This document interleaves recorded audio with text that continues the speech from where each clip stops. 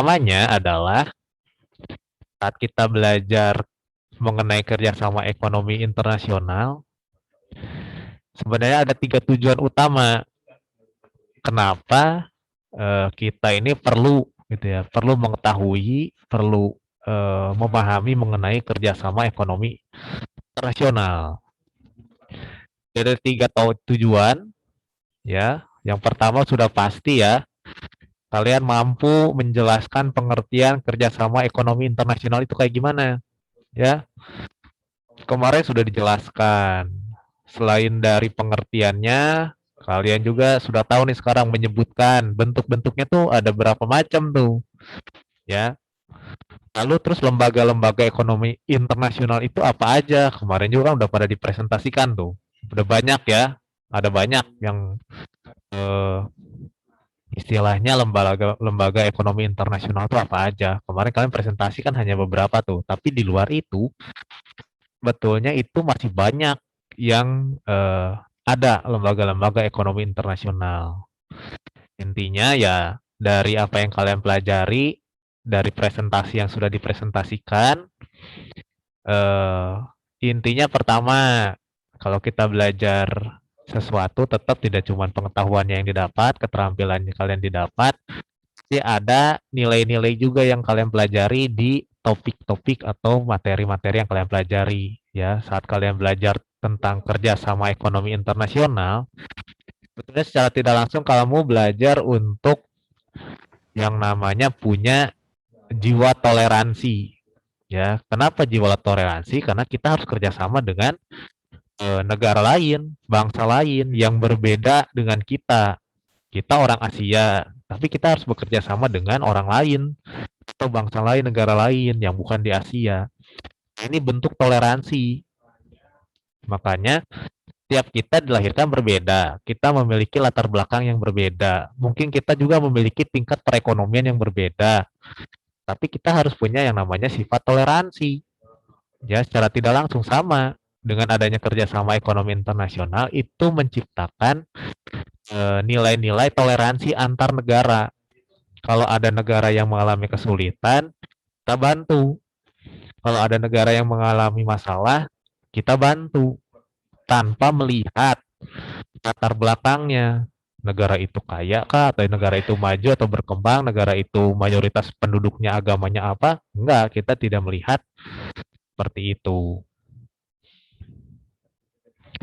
Nah, lalu sama dengan adanya kerjasama ekonomi internasional, salah satunya adalah kalau kemarin kalian sudah presentasi, lembaga-lembaga yang dibentuk pun tujuan utamanya adalah untuk menciptakan keamanan, damai antar negara, tidak ada konflik dan sebagainya. Ya. Lalu ya sama seperti yang lainnya, rasa ingin tahu supaya kalian tahu nih. Ternyata Indonesia ini bisa sampai sekarang, bisa maju seperti sekarang, perekonomiannya pun bertumbuh segala macam, itu ternyata ada karena kerjasama ekonomi internasionalnya. Ya, jadi diharapkan ya ada kerjasama ekonomi internasional, ya kalian semakin cinta tanah air. Jangan, ternyata Indonesia ini punya banyak potensi, ya. Peduli lingkungan, iya dong gitu. Ini harus juga dan harus punya rasa tanggung jawab, ya. Apalagi kalau kita bicara lembaga ekonomi internasional kan ada perjanjian-perjanjian tuh, ada bentuk-bentuk perjanjian yang ditandatangani. Nah, itu harus dilaksanakan. Ya sama, dalam kehidupan sehari-hari pun kalian belajar, kalian menjalankan kehidupan kalian sehari-hari harus punya tanggung jawab. Jangan lepas dari tanggung jawab. Ya. Simpelnya kamu melakukan sesuatu, kamu harus tahu resikonya apa. Ketika kamu melakukan sesuatu yang buruk, sesuatu yang tidak sesuai yang sebenarnya, ya kamu siap dengan resikonya. Seperti itu. Makanya belajar tanggung jawab, nggak ngerjain tugas ya nol, ya udah itu tanggung jawab kamu. Ya. Ada PR, ada tugas, ada kuis, kamu harus belajar ya. Itu kan tanggung jawab kamu salah satunya. Belajar tanggung jawab dari hal-hal kecil. Ya, di mana lagi kamu diajarin tanggung jawab kalau bukan di sekolah. Nah, itu sebetulnya sama aja. Dengan adanya kerjasama ekonomi internasional, ya semua negara bertanggung jawab untuk menepati perjanjian tersebut, untuk mensejahterakan masyarakatnya, untuk membangun perekonomian negaranya. Nah, itu bentuk tanggung jawab yang harus dilakukan. Seperti itu. Nah, kemarin sudah dijelaskan juga pengertiannya ya. Ini secara garis besar saja, kerjasama ekonomi internasional nih, kerjasama yang dilakukan satu negara dengan negara lain atau dengan beberapa negara lain sekaligus. Ya, makanya ada yang cuma satu negara, ada yang dengan beberapa negara. Intinya, kerjasama ekonomi internasional ya antar negara, bukan antar pulau, bukan antar kota, bukan, tapi antar negara. Lalu intinya dengan adanya kerjasama ekonomi internasional ini nih, dengan entah itu dengan satu negara atau beberapa negara, tujuan utamanya untuk saling menguntungkan. Nah, itu ya, harus saling menguntungkan. Jangan mau enak sendiri, jangan mau untung sendiri dan merugikan orang lain. Nah, ini tujuan utamanya nih, terutama di bidang ekonomi. Ya, kemarin sudah dijelaskan juga nih. Manfaatnya juga udah nih. Manfaat dari kerjasama ekonomi internasional sudah pasti untuk memajukan perekonomian antar negara, ya. Lalu meningkatkan kualitas tenaga kerja. Nah, sama nih antar negara, bisa bisa istilahnya bisa ada tenaga kerja, misalkan kita pertukaran tenaga kerja tuh, atau misalkan tenaga kerja negara kita belajar kita karena kita perlu ada mesin apa gitu yang memang misalkan dibuat dari negara lain dan kita perlu belajar untuk mempelajari itu dilakukan pertukaran tenaga kerja dan itu tujuannya untuk meningkatkan kualitas tenaga kerja, ya.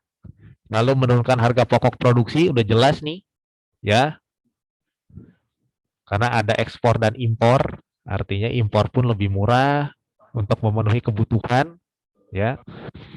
Lalu memperoleh bahan baku lebih mudah, ya. Nggak cuma di satu negara, tapi sekarang bisa di semua negara apapun kita perlu bahan baku produksi untuk memproduksi barang dan jasa, ini sudah kita mudah sekarang bisa mendapatkan bahan bakunya. Nah, lalu membuka lapangan kerja baru udah jelas, ya ada kerjasama juga banyak tenaga kerja Indonesia yang bekerja di luar negeri kan. Nah, ada nih ya. Lalu masuknya modal asing dengan mudah nih kalau butuh investasi kan. Perlu modal nih dengan adanya kerjasama ekonomi internasional. Nah, negara manapun yang melakukan kerjasama boleh menginvestasikan atau menanamkan modalnya eh, di negara tersebut, ya. Nah, lalu kesempatan untuk menimba ilmu, pengetahuan dan teknologi dari negara maju jelas nih, ya. Karena kan kerjasamanya kalau dengan kerjasama dengan negara maju artinya kan sudah teknologi lebih banyak digunakan. Nah, ini kesempatan untuk negara-negara yang berkembang untuk belajar ilmu dan pengetahuan teknologinya, ya, dipelajari supaya tidak tertinggal. Dapat impor barang yang mahal diproduksi sendiri bisa nih, ya. Contohnya banyak nih produk-produk yang memang itu luar negeri diproduksi di Indonesia sekarang ada. Memperkuat daya tawar dan posisi Indonesia juga sama nih, ya, terutama di perekonomiannya nih, berhubungan dengan ekspor dan impor. Kualitas barangnya jadi ada daya saing, ya. Nah, itu ini garis besarnya lah ya. Kemarin kan sudah dijelaskan juga. Ini saya cuma tambahkan saja. Nah, bentuk-bentuknya juga sudah dijelaskan kemarin, sudah dipresentasikan. Ini conclusionnya aja. Yang pertama ada istilahnya itu kerjasama ekonomi bilateral. Ya, kalau bilateral itu hanya dua negara. Ya, terjadi antar dua negara, misalkan Indonesia dengan Singapura, Indonesia nih dengan Thailand, Indonesia dengan Filipina, Indonesia dengan Australia. Itu hanya kerjasama ekonominya yang hanya dua negara kalau bilateral. Nah, yang lainnya adalah, yang satunya lagi adalah selain ekonomi bilateral, kerjasama regional juga nih. Regional itu berarti kerjasama ekonomi antar beberapa negara yang terletak di dalam satu kawasan. Ya, contoh ASEAN nih, Association of Southeast Asian Nation, ini cuman kerjasama antar negara di Asia Tenggara, ya. Ada ini APEC, Asia Pacific Economic Cooperation. Nih. Nah, itu antar regional, ya. Ini Asia Pasifik. Kalau ini Southeast Asia. Nah, ini antar regional nih. Ya, ada AFTA juga nih kemarin, ya. Itu antar regional. Asia Tenggara, Asia Pasifik, ya. Nah, ini nih. Atau seluruh Asia, ya. Nah, bisa nih. Salah satunya selain bilateral, kalau bilateral kan tadi eh, antar dua negara aja kan. Kalau ini ekonomi regional berarti berdasarkan wilayah atau dalam satu kawasan tertentu, misalkan kayak tadi tuh Asia Tenggara, Pasifik, mungkin ada Amerika Latin, ada Eropa, ya. Nah, itu berdasarkan letak kawasannya.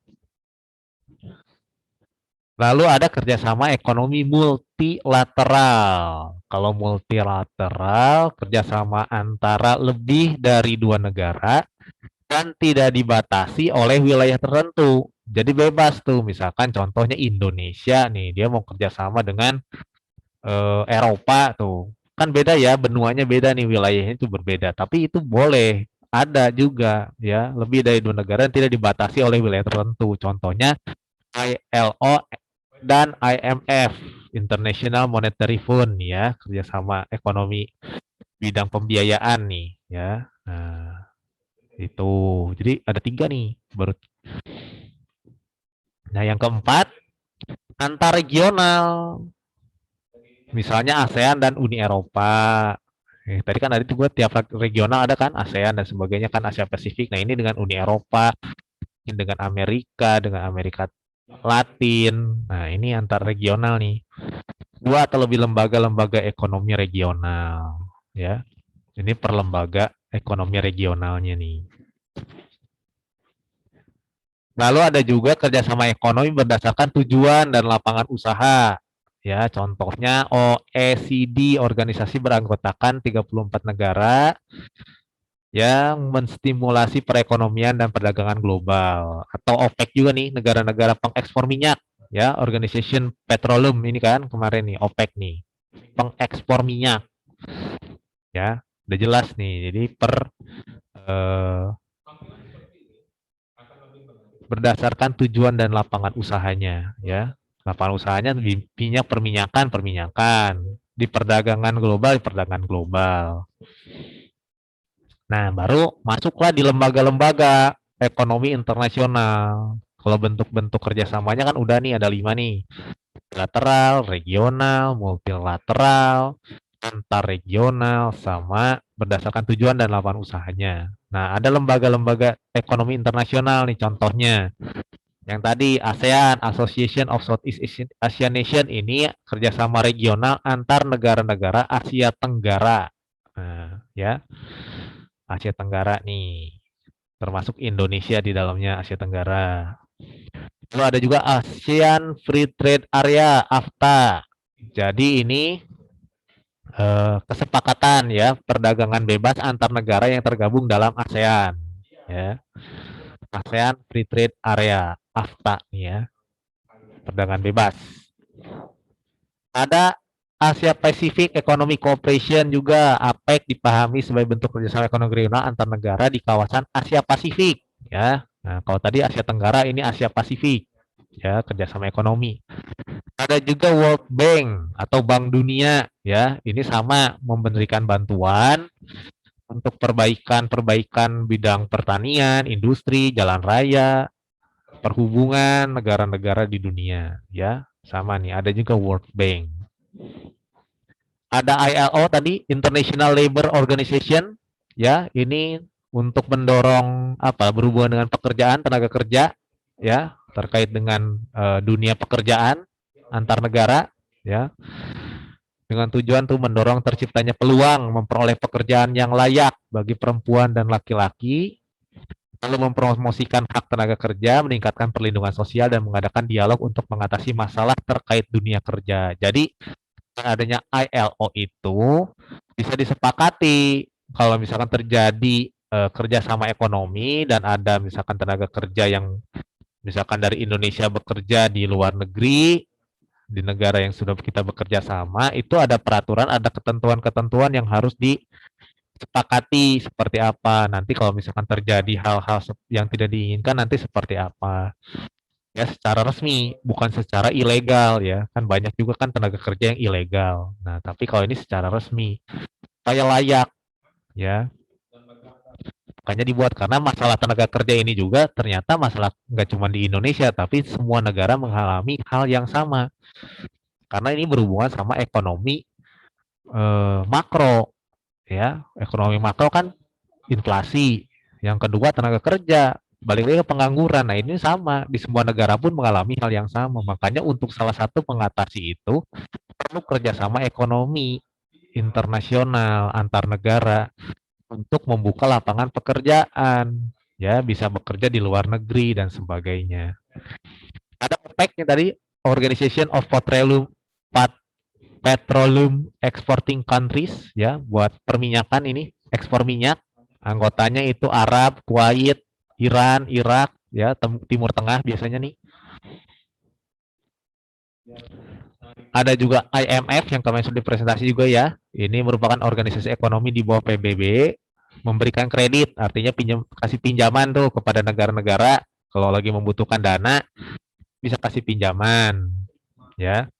Juga ini memajukan kerjasama di bidang moneter, ya, artinya di bidang perekonomian, mengembangkan perdagangan internasional. Nah, ada juga World Trade Organization, WTO, Organisasi Perdagangan Dunia yang bertujuan menghalangi rintangan-rintangan dalam perdagangan negara anggotanya dan mengatasi perselisihan perdagangan. Nah, ini ya, pasti ada aja lah ya namanya. Kalau simpelnya kita orang dagang pasti ada lah masalahnya kan. Ada halangannya, ada tantangannya, ada kesulitannya, ada masalah yang dihadapi. Nah, ini dengan adanya World Trade Organization ini ya untuk ya itu memberikan atau memediasi mengatasi perselisihan antar negara yang berhubungan dengan perdagangan, ya, seperti itu. Jadi tujuannya memang banyak sekali nih, sesuai dengan perkembangan kerjasama ekonominya.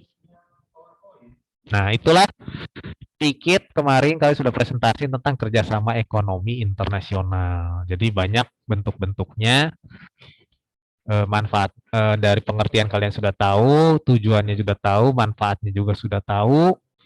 Lalu juga dari bentuk-bentuknya ya, ada kerjasama ekonomi bilateral, multilateral, regional, internasional. Bentuk-bentuk lembaganya pun sudah tahu ya, ada ASEAN, ada juga Uni Eropa, ada Asia Pasifik Economic dan sebagainya. NAFTA ya. NAFTA ada tuh North American Free Trade Area. NAFTA ini berarti di kawasan Amerika Utara doang nih, ya. Amerika Utara doang, kayak di USA, Kanada, dan Meksiko, ya. Nah, ini ada nih sama nih.